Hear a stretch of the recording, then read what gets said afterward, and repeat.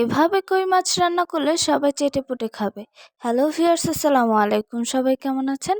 আবারও সবাইকে কিচেন কুইনের পক্ষ থেকে স্বাগত। তো চলুন কথা না বাড়িয়ে শুরু করা যাক। প্রথমে আমি মাছটি খুব সুন্দর করে ধুয়ে হলুদ লবণ দিয়ে তেলে ভেজে নিচ্ছি। মাছগুলো ভাজা হয়ে গেলে অন্য একটু পাত্রে উঠিয়ে রেখেছি, সেই তেলেই দিয়ে দিলাম পেঁয়াজ।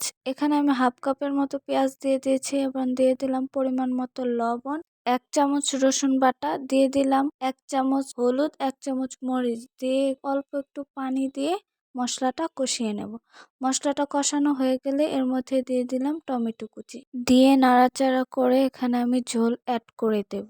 পরিমাণ মতো ঝোল দিয়ে দিয়েছি, আপনারা যে যেমন ঝোল পছন্দ করেন সেই অনুযায়ী ঝোল দিয়ে দেবেন। এবার ঝোলটা একটু বলক আসলে এর মধ্যে ভেজে রাখা মাছগুলো দিয়ে দিব এবং ভালো একটা ফ্লেভারের জন্য কাঁচামরিচ দিয়ে দিলাম 6-7। তরকারিটা রান্না হয়ে গেলে এর উপর দিয়ে ধনিয়া পাতা দিয়ে দিলাম, দিয়ে নাড়াচাড়া করে মাছটা রান্না করে নেব।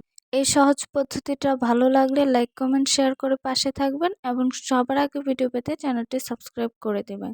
এতক্ষণ পাশে থাকার জন্য সবাইকে ধন্যবাদ। আল্লাহ হাফেজ।